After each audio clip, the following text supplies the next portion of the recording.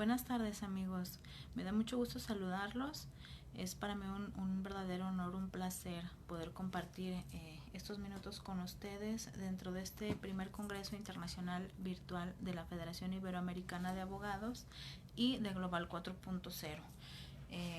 En esta ocasión voy a compartir con ustedes un tema que yo considero que pues es de suma importancia, de mucha relevancia actualmente, ya que vamos a platicar un poquito acerca de los derechos humanos de las personas privadas de su libertad en nuestro país. Y hago este comentario porque pues ya ven que últimamente ahorita con el tema que nos agobia a todo el mundo, que es el tema del coronavirus, algunas personas privadas de su libertad dentro de nuestro país han obtenido su libertad gracias a el trámite de beneficios preliberacionales. Bueno, todo ello desencadenó una ola de comentarios acerca de lo bueno o malo que pudo haber traído esta situación, pero lo que sí llamaba bastante la atención es que pues nosotros ya tenemos como que ese estigma, no ese prejuicio de que las personas que se encuentran recluidas como que ya entraron ahí y para siempre los vamos a llamar con adjetivos que los denostan, como que pueden ser pues no sé, presidiarios, criminales, reos, ¿sí? Todos esos motes ya deben de ser totalmente eliminados de nuestro vocabulario y más de nuestro vocabulario jurídico, ¿sí? Actualmente los conocemos como personas privadas de su libertad o PPL. Eh, es importante hacer este señalamiento porque de ahí deriva, yo considero que el primer paso para poder garantizar el respeto a sus derechos humanos. Si la persona cuando comete un error o un delito tiene esa posibilidad de poder reinsertarse de nueva cuenta a la sociedad y pues gozar de esa misma libertad o de todo lo inherente a lo que ya tenía antes de salir, de entrar, perdón, o incluso hasta mejor, ¿no? O sea, porque si seguimos con el al pie de la letra con lo que la normativa nos está señalando, sí se puede encaminar a pues alguna mejoría al momento de que hay un antes y un después de entrar y salir del centro de reclusión. Nosotros también tenemos pues el concepto de que las prisiones son pues unas verdaderas escuelas del crimen, situación que pues yo no tengo ninguna calidad para poderlo desmentir, pero tampoco para afirmarlo. Pero pues dicen que cuando el río suena es porque agua lleva, entonces pues más vale podernos asegurar de que si alguna persona está privada de su libertad y si nosotros tenemos la oportunidad de representarlo y de poderlo apoyar en cuanto al hacer valer sus derechos al momento en que se encuentre privado de su libertad, pues yo considero que es momento de actuar. Les comentaba que se van a tratar en estos minutos de, de esta conferencia. Vamos a hablar acerca de estos 7 derechos humanos que, digámoslo así, como les comento, son de los más elementales y esos derechos son el derecho a la educación, a la capacitación para el trabajo y el derecho al trabajo, el derecho a el deporte, a la protección a la salud, al trato digno y a las condiciones dignas de internamiento y por último el derecho humano a la reinserción social efectiva. Vamos a hablar muy brevemente para que podamos tener oportunidad de en estos minutitos abarcarlos todos y pues bueno, vamos a dar inicio. Primeramente tenemos el derecho a la educación. Sí, el derecho a la educación es básico porque este derecho nos va a traer pues un desarrollo individual y social de cualquier persona. Sí, nosotros sabemos que dentro de ese derecho a la educación que van a tener las personas privadas de su libertad, o sea, no se les puede tratar como una sola, como una unidad, sí, o sea, cada sector poblacional de determinado centro de reclusión tiene necesidades específicas. ¿A qué me refiero? Hay personas que ingresan al centro de reclusión, por decir algo, con la primaria concluida o incluso sin ningún tipo de estudios. Hay otros que incluso ya tienen una prepa terminada, una licenciatura, y aún así a ellos no se les debe de impedir que ejerzan este derecho humano a la educación. En ese sentido, es importante que el Estado pueda proveer de este tipo de educación. Y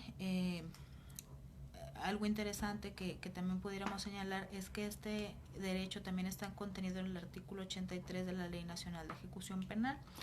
Y en este artículo señala que una vez que una persona haya sido acreditada por alguna institución académica, incluso también puede colaborar dentro del centro de reclusión impartiendo alguna clase, ¿sí?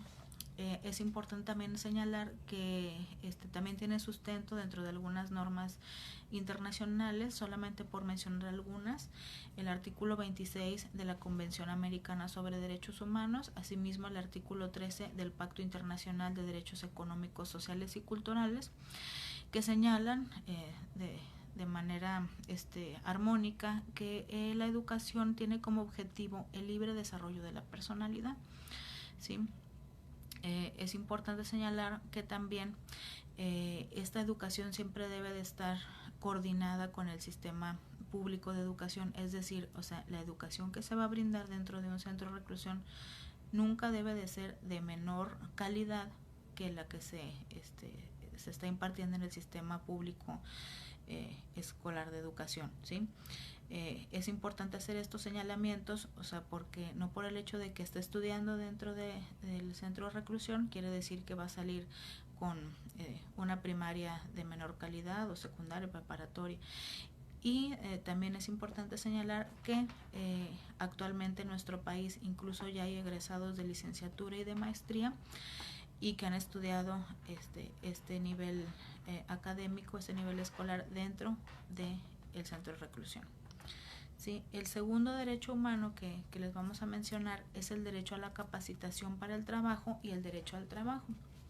En estos dos derechos que les estoy platicando vienen contenidos en el artículo 87 y 91 de la Ley Nacional de Ejecución Penal. Y abro un pequeño paréntesis, ahorita estoy comentando varios de estos derechos con una fundamentación de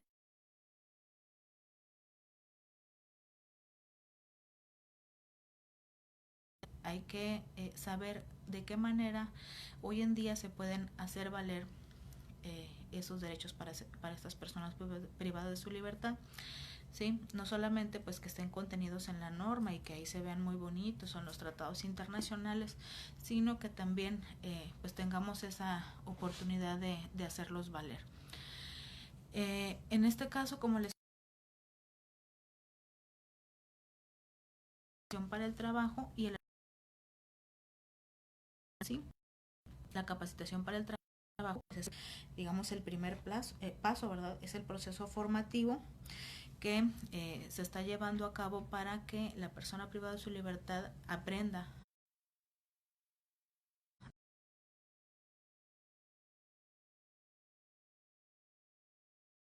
el desarrollo de sus aptitudes, de su adiestramiento y de su vocación. Es decir, no todas las personas servimos o tenemos las capacidades para hacer las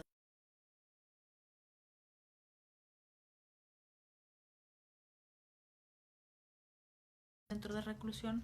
Está la posibilidad de que al momento de que egresen del centro puedan tener la oportunidad de aspirar a obtener un trabajo en esa misma rama en la que se fueron capacitando.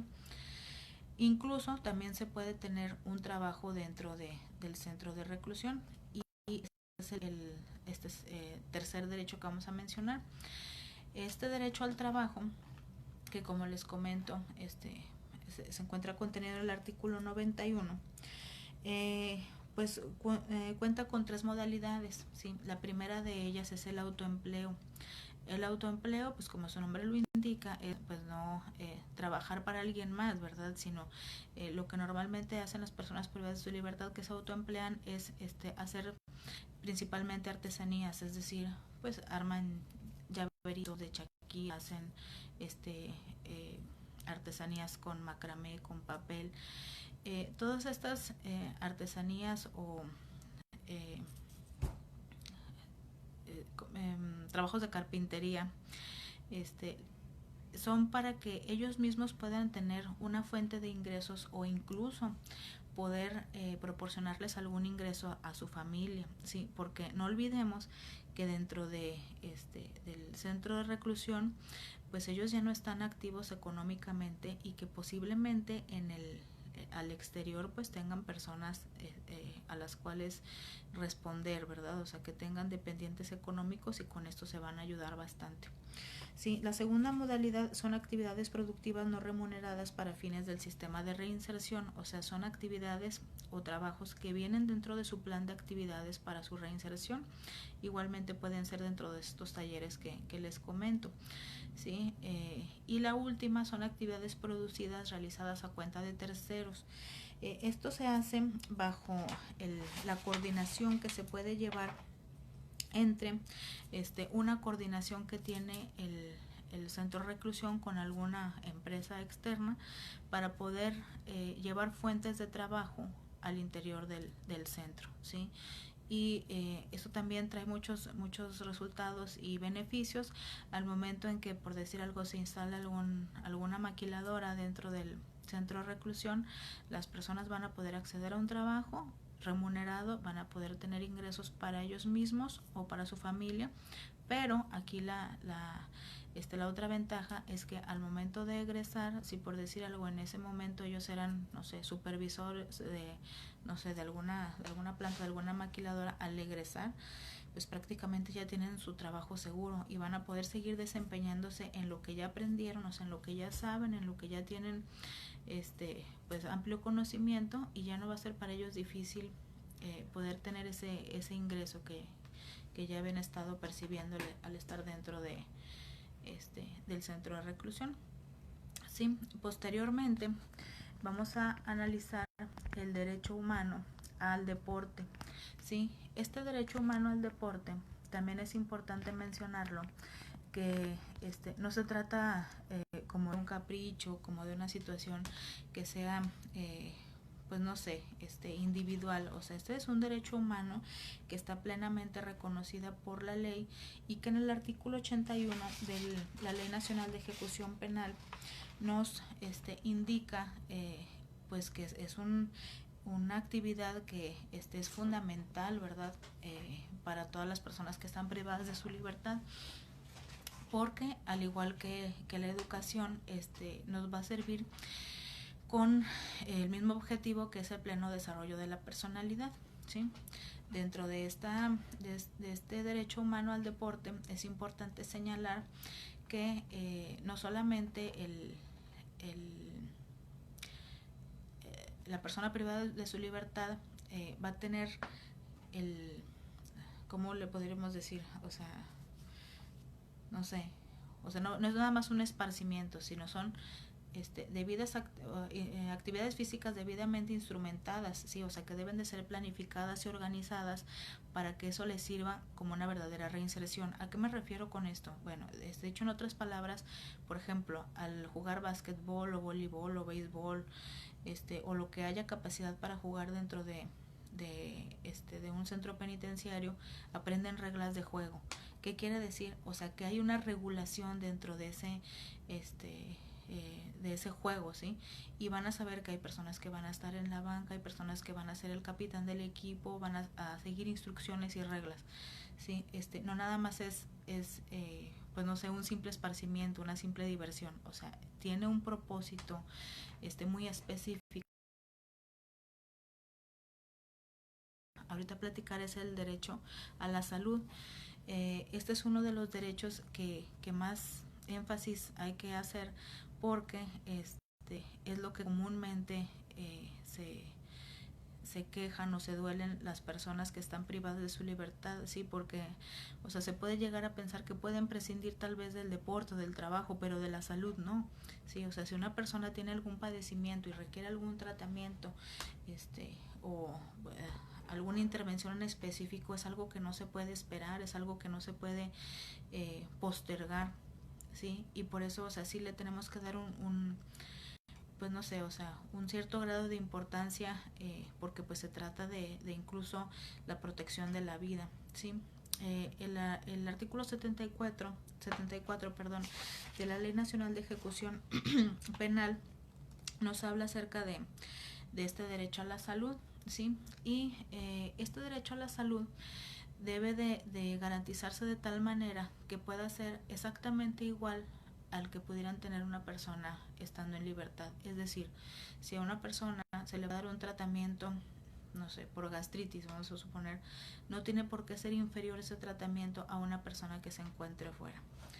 Y aquí es donde tal vez veamos las mayores dificultades, porque pues haciendo honor a la verdad, tal vez los centros de reclusión que actualmente tenemos en nuestro país no tienen la capacidad médica para poder dar eh,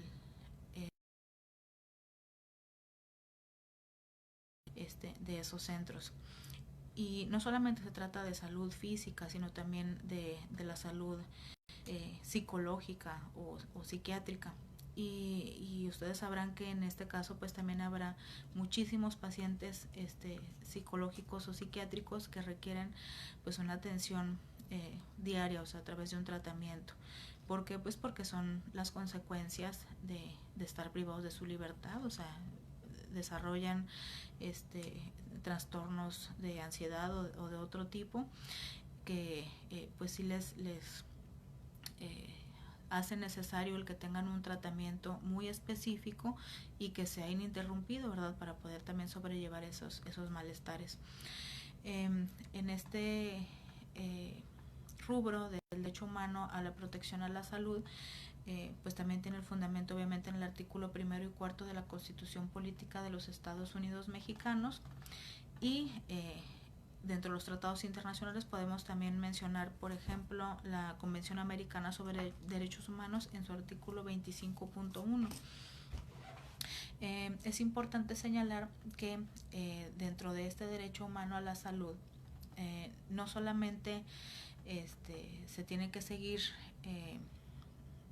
de manera uniforme, digámoslo así, o sea, también hay ciertas personas, en este caso estoy hablando de las mujeres, que requieren ciertas medidas o tratamientos muy específicas, y que por lo tanto también se tiene que hacer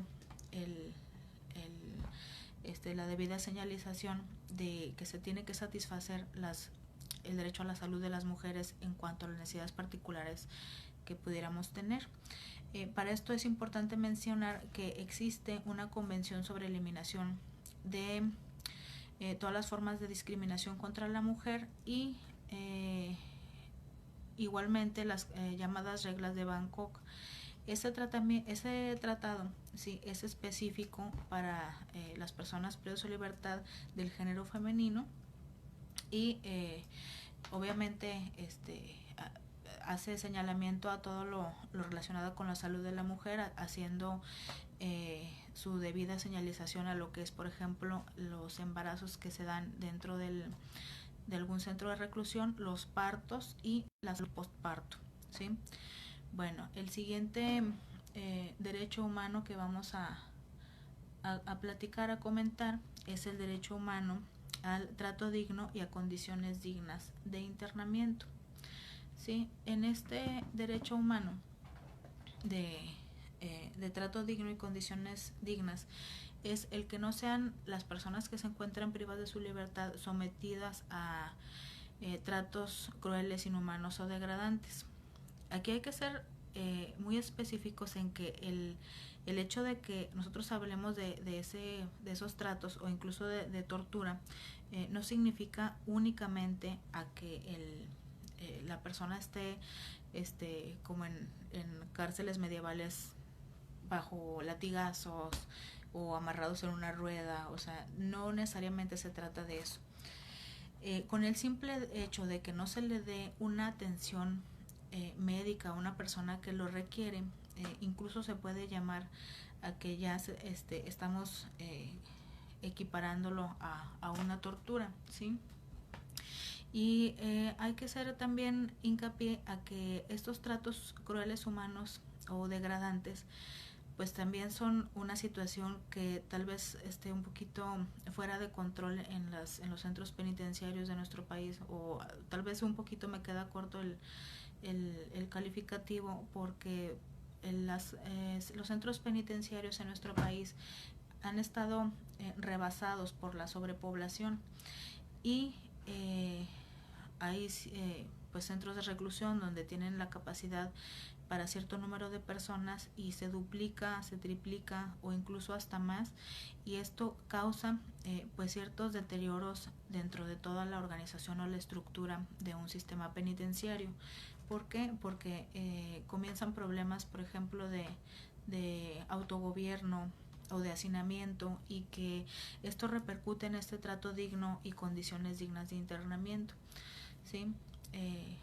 Por decir algo, ¿no? O sea, si existe el cobro de piso, el cobro de cama, el cobro de uso de baño, esas situaciones se van saliendo de control en la medida en que las cárceles o los centros de reclusión se están viendo rebasados por la población que se encuentra ahí interna. Y en esa medida hay que hacer el comentario de que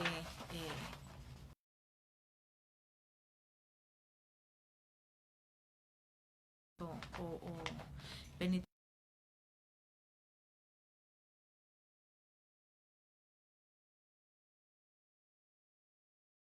Sí, nosotros cuando somos ofendidos dentro de algún delito, por decir alguna cosa muy simple, ¿no? O sea, que hayan entrado a nuestra casa y que hayan robado todo, que nos hayan dejado sin absolutamente, ¿no?, una silla, ¿sí? O sea, nosotros ya tenemos como que ese eh, reflejo de decir que se haga justicia, ¿verdad?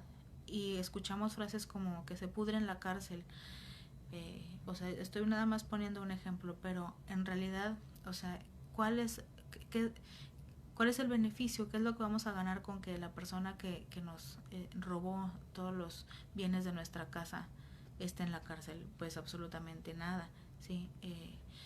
Lamentablemente, pues ha sido la salida fácil, ¿no? El derecho penal, o sea, el hecho de que se le imponga una pena más elevada cada vez a determinado tipo penal, se malinterpreta de que esa va a ser la solución a que pudieran bajar los índices delictivos de determinado tipo penal, y no es así. O sea, en realidad se requiere de otro tipo de manejo, de políticas públicas que, en lugar de estar aumentando las penas de prisión, pues ofrezcan mayor calidad en los servicios de educación, de trabajo, etcétera, y no solamente el estar imponiendo penas pues inusitadas, ¿no? Que por fortuna de nosotros ahorita ya eso ya no existe, sino que ya hay siempre un tope dentro de estas penas para que pueda existir esa verdadera reinserción social.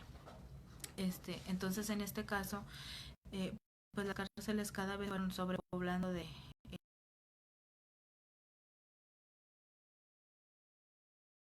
esto. Lo que te digo es que simplemente una celda que está diseñada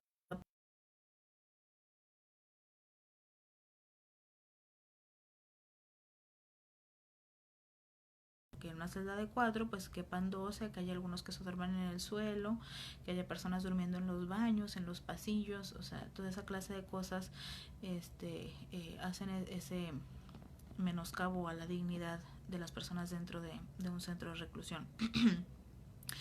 Entonces, lo que se pretende es que al momento de que nuestro sistema de justicia penal nos ofrezca pues otras alternativas para que las personas no se encuentren en prisión, yo considero que pues es un avance y es un beneficio, no solamente para la persona que no va a pisar la cárcel, ¿verdad?, que va a poder salir de manera anticipada a cumplir la totalidad su pena que le fue impuesta. ¿Por qué? O sea, porque con ello se va a garantizar también que a la persona que resulte ofendida de determinado delito que haya cometido la persona que les comento, pues pueda obtener algún beneficio, ¿no?, de eso a través de la reparación del daño, y no solamente que se quede la persona que cometió el delito pasando sus años encerrado sin ningún tipo de actividad que nos pudiera nosotros como ofendidos ser redituable. En este rubro también es importante señalar que dentro de ese trato digno pues hay muchas otras condiciones que se pudieran rescatar, ¿no? O sea, el hecho de que la persona privada de su libertad esté, valga la expresión, encerrado, pues ese es en sí el castigo, ¿sí? El estar privado de su libertad, esa es la pena, ¿sí? La pena es el no poder salir y ver a su familia, o reunirse con sus amigos, o seguir en su trabajo, o pues no sé, llevar su vida cotidiana. O sea, el castigo que se le está imponiendo es el estar recluido. Más allá de esa reclusión, o sea, no debe de haber pues una actitud aflictiva o vejatoria aparte de ese encierro. Es decir, o sea, aparte de estar encerrado, no debe de estar siendo lastimado en una amplia expresión de esta palabra en algún otro aspecto de su vida o de su integridad. Sí, entonces dentro de estas condiciones dignas de internamiento, sí es importante hacer señalamiento a todas esos aspectos que les estoy mencionando. Y por último vamos a platicar acerca del derecho humano a la reinserción social efectiva. Ese derecho a la reinserción efectiva se refiere a que, bueno, anteriormente nosotros teníamos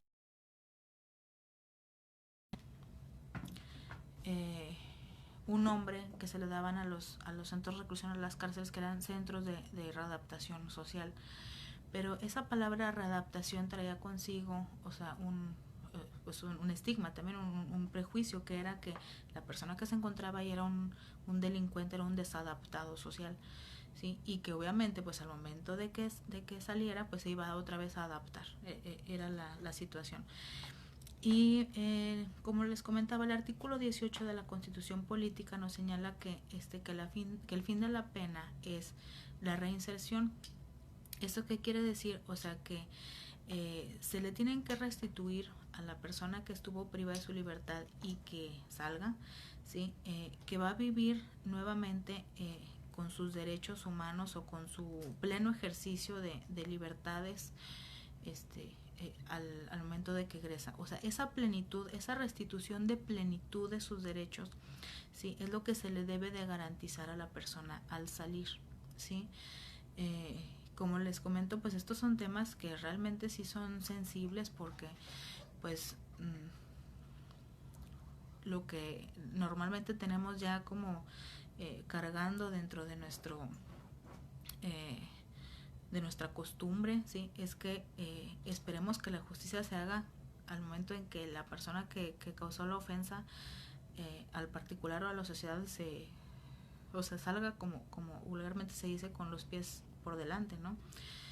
Y no, o sea, no se trata de eso, sí, o sea, se trata de que al momento de que cumplen su sanción, su pena, con el debido respeto a sus derechos humanos, pueda salir y pueda ejercer esa plenitud de derechos, ¿sí? Por eso también ahorita les comentaba que dentro de ese derecho a la reinserción social, sí se le debe de garantizar, o sea, que la persona pueda salir, o sea, que pueda salir nuevamente del centro de reclusión.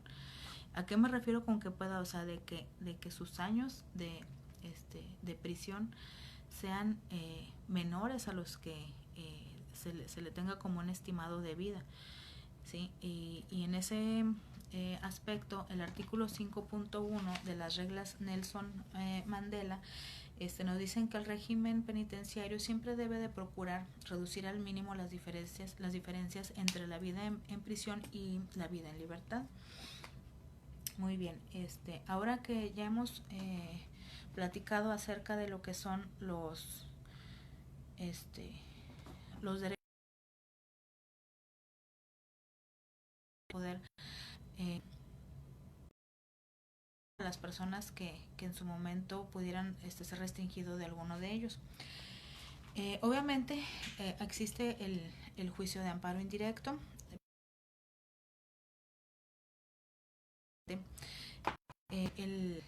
La Ley Nacional de Ejecución Penal, en su artículo 107,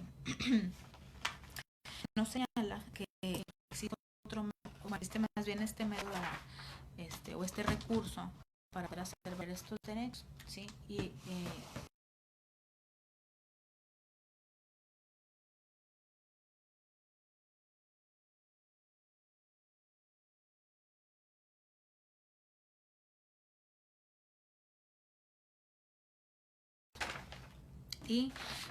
totalmente efectivos para que las personas puedan, privadas de su libertad, puedan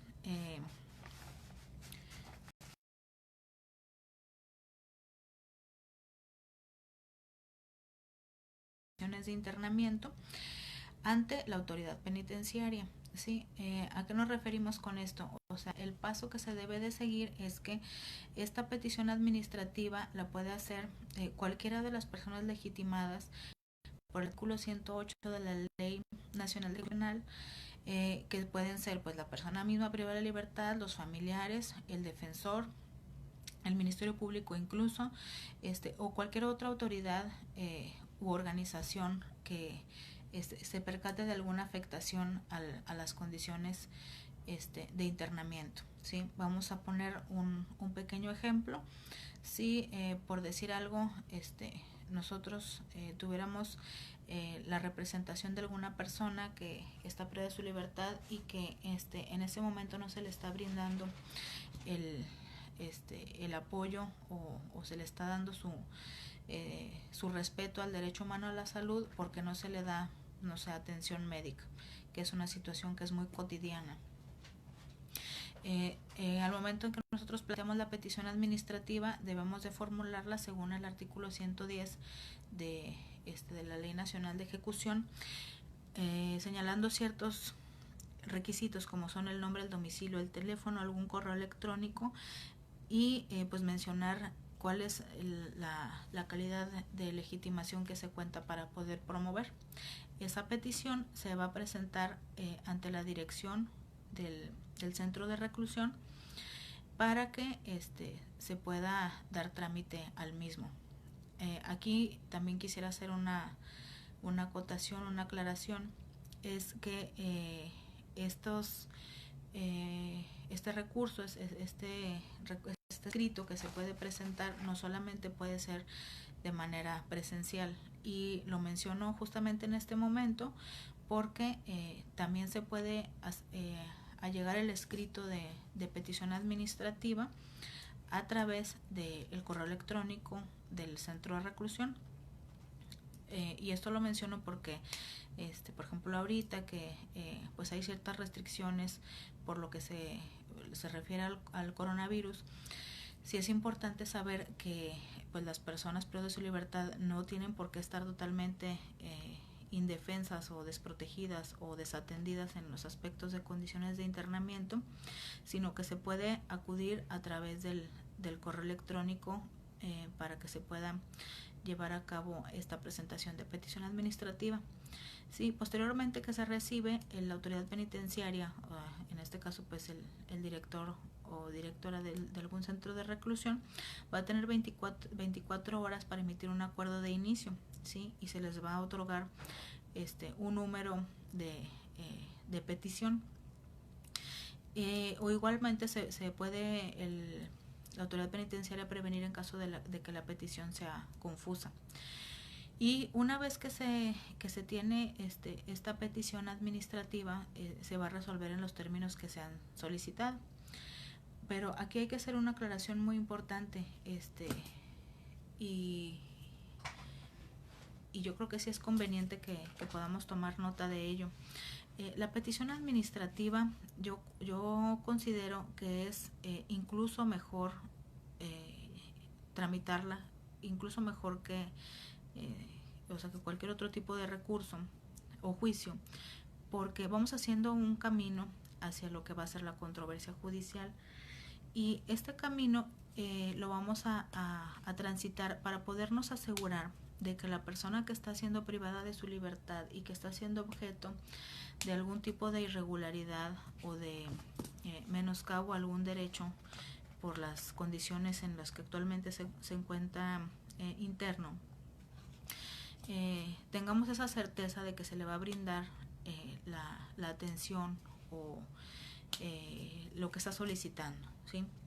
Por decir algo, si en este caso estoy diciendo acerca del derecho a la salud, puede ser cualquier otro, no sé, que tenga complicaciones para que no se le dé algún material para trabajar o para autoemplearse, o por decir algo, otro ejemplo, que no se le esté entregando el material objetos personales o de higiene personal que le pudieran haber entregado sus familiares a los trabajadores sociales. Todas esas situaciones, el camino que vamos a llevar y que yo considero que sería el mejor es el de la petición administrativa. Ahora bien, si la petición administrativa se resuelve, pero fue contrario a lo peticionado, o sea, o no fue en concordancia a lo que se estuvo solicitando, vamos a poder promover esta controversia judicial. ¿Y cuál va a ser la finalidad de poder promover esa controversia judicial? Que como se va a presentar ante el juez de ejecución, vamos a tener la oportunidad de, a través de una audiencia donde va a estar presente también la persona privada de su libertad, incluso el abogado penitenciario, y la persona que promueve, que como les comento en el artículo 108 de la Ley Nacional de Ejecución Penal se mencionan cada una de ellas. Vamos a tener esa oportunidad de conocer de viva voz, de primera mano, si fue cierto o no fue cierto, o la atención que se le brindó por parte del centro penitenciario. Esto es importante porque en ocasiones, y no me dejarán ustedes mentir, la autoridad penitenciaria le da el trámite a nuestra petición o a la petición que realiza la persona privada de su libertad, pues cuando presenta su papeleta ahí en el centro, y le pues contestan, o sea, de una manera afirmativa, es decir, o sea, le dicen sí, o sea, sí vas a tener tu revisión médica, si vas a tener tu audiencia con el director, si vas a tener tu visita, si vas a tener tu llamada o lo que esté solicitando, pero nada más lo deja en el papel y lo firma y pues ya, o sea, pero no en sí, no, tal vez no le dé el cumplimiento real o material, y a través de la controversia la autoridad penitenciaria se ve pues ciertamente obligado a que se le dé el cabal cumplimiento a lo que está siendo solicitado, obviamente siempre y cuando sea una situación realmente de condiciones de internamiento, ¿sí? Y esto yo considero que sí nos lleva por un buen camino, porque a través pues de estos mecanismos que prevé la Ley Nacional de Ejecución Penal, pues tenemos esta certeza, ¿sí? Lamentablemente, y se los he comentado, pues la autoridad penitenciaria sí necesita un poquito más de capacitación o de sensibilización en cuanto a este tema, porque la persona privada de su libertad no es una persona que haya perdido sus derechos o que haya perdido su calidad de ser humano. Independientemente del delito que haya cometido, nuestras leyes así lo señalan, así lo manifiestan, y por eso es importante exigir ese cumplimiento, ¿sí? Independientemente de lo bueno o malo que nos pueda parecer esta situación, sí es pues de importancia que se le dé el cumplimiento y que no nada más se quede pues en el papel de nuestra normativa. Entonces, pues en ese sentido, yo les dejo este pequeño comentario, sin antes pues no hacer también la acotación, el aclaramiento, la aclaración de que estos mecanismos o recurso, llamámoslo así, de la petición administrativa o la propia controversia judicial, son pues novedosas dentro de lo que cabe, porque fueron a raíz de la Ley Nacional de Ejecución Penal que nosotros pudimos conocerlas, pero yo también considero que hay que darles el mejor uso. ¿Y a qué me refiero con el mejor uso? O sea, que hay que realmente ir, valga la palabra, forzando a las autoridades penitenciarias a que vayan encaminando todos sus esfuerzos al mejoramiento de la situación de las personas privadas de su libertad. Esto ya debe de irse haciendo una situación cotidiana, es decir que no se tienen que exigir los derechos, o sea, se tienen que proporcionar, se tienen que dar, ¿sí? O sea, nosotros no tenemos que andar detrás de la autoridad penitenciaria para que les sirvan de comer o para que les permitan asearse, bañarse, o para que tengan drenaje las personas que se encuentran ahí recluidas. O sea, no tenemos por qué andar ahí atrás de ellos, ¿sí? O sea, esos derechos se les tienen que dar por el simple hecho de ser humanos. Y recuerdo también mucho que alguna vez en alguna conferencia yo hice un comentario al maestro que en esa ocasión nos impartió la conferencia, porque pues a mí me parece incluso asombroso que estando fuera del centro de reclusión hay personas que no tienen, entre comillas, pues tantos derechos, o está muy mal lo que voy a decir, pero o sea, tantas comodidades como a veces se pretenden exigir, ¿no? Tal vez en su vida cotidiana alguna persona jamás tuvo oportunidad de tener pues unos lentes graduados o de acudir a algún oculista, y estando dentro del centro de reclusión sí lo van a tener. ¿Por qué? Porque aquí nuestra normativa así lo prevé, y al momento de que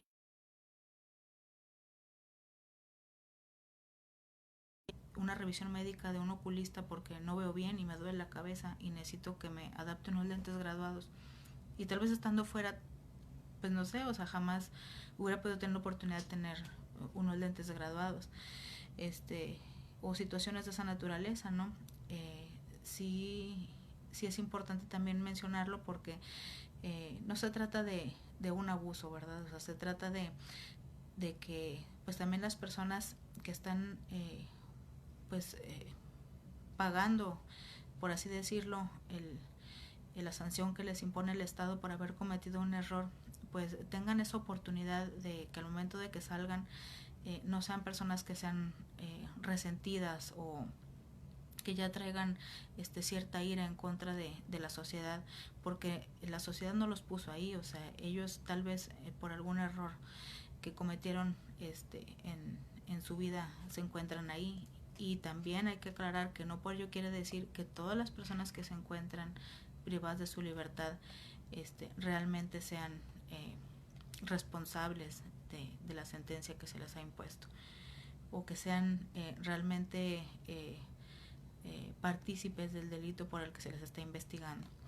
Sí, por eso es un tema también que merece mucha reflexión, porque las personas que se encuentran privadas de su libertad pues no dejan de ser eso, ¿verdad? Seres humanos, y que merecen también todo el respeto a sus derechos, porque pues afuera también los espera una familia, y lo que se debería de aspirar, además de la libertad, es pues ser nuevamente un buen ciudadano. Cualquier duda o comentario que tengan respecto a esta participación, les voy a pedir de favor que puedan hacerlo llegar a través de esta página o de los comentarios de aquí mismo del video.